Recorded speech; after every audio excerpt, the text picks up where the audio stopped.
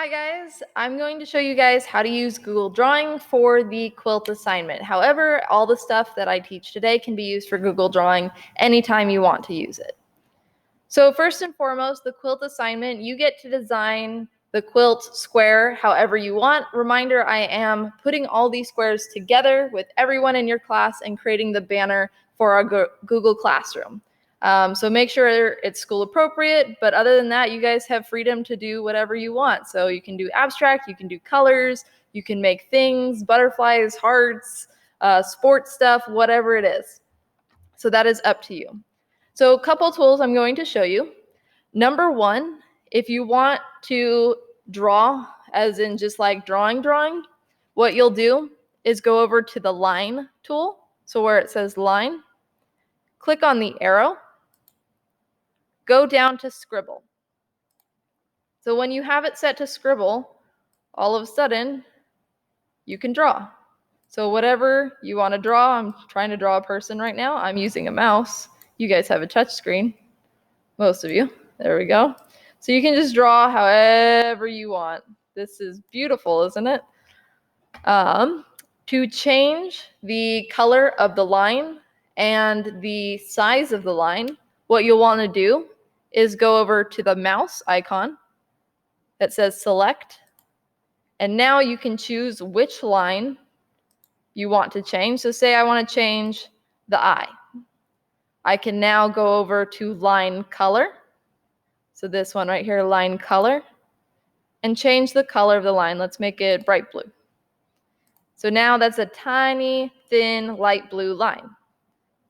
I'm on select again. You can also change the line weight to make it thicker or thinner. So if I click on line weight, the bigger the number is, the thicker the line is. So if I go to like 16, now you can see the line is really thick. You can use any of the tools in Google Drawing, but that first one is for basic drawing. It also has options for normal lines. These are straight lines. Arrow's going to have an arrow point at the end. Elbow connectors are harder to use, but you can build like ladders. Curved connector, kind of the same thing, but squiggly.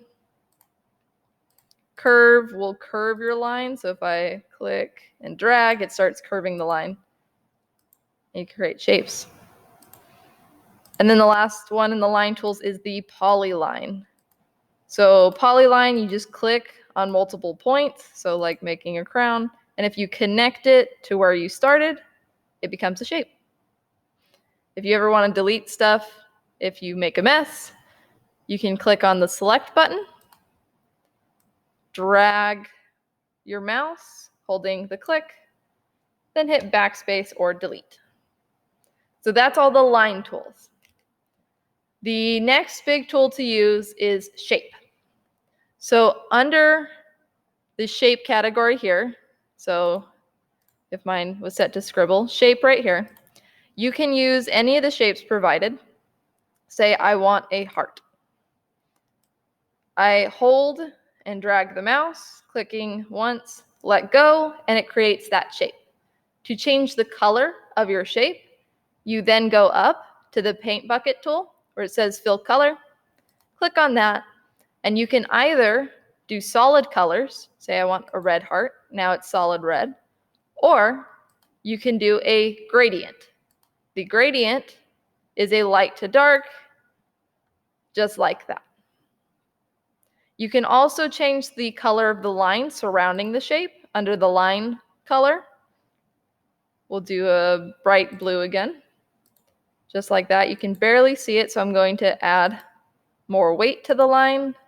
And now just like that, I've changed the line color and the color of the shape.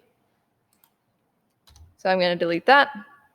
The last thing that you can do in Google Drawing that I'm going to show you is changing the background color. So if you have a bunch of drawings, but you still have these squares, what these squares that you see means that it's transparent. So there's no background right now. So to add a background color, what you do is you hit right click. So right click should bring up this menu. On the Chromebook, it is the bottom right portion of your touch pad for your mouse. So right click, hover down to background, move your mouse over, and you can once again choose between solid and gradient backgrounds. So if it's solid, say I do dark blue, it changes the whole square to dark blue. Right click background. You can also do gradients once again and get an interesting light to dark. If you don't like any of the colors, you can also, let me move this up. You can also add custom colors with this little plus icon. Plus icon will give you full access to all of the colors, and you can play around that way, just like that. All right, so I hope that helped you out. Again, feel free to draw whatever you want as long as it's school appropriate. Play around, learn the program, and email me if you have any questions. Thanks, guys.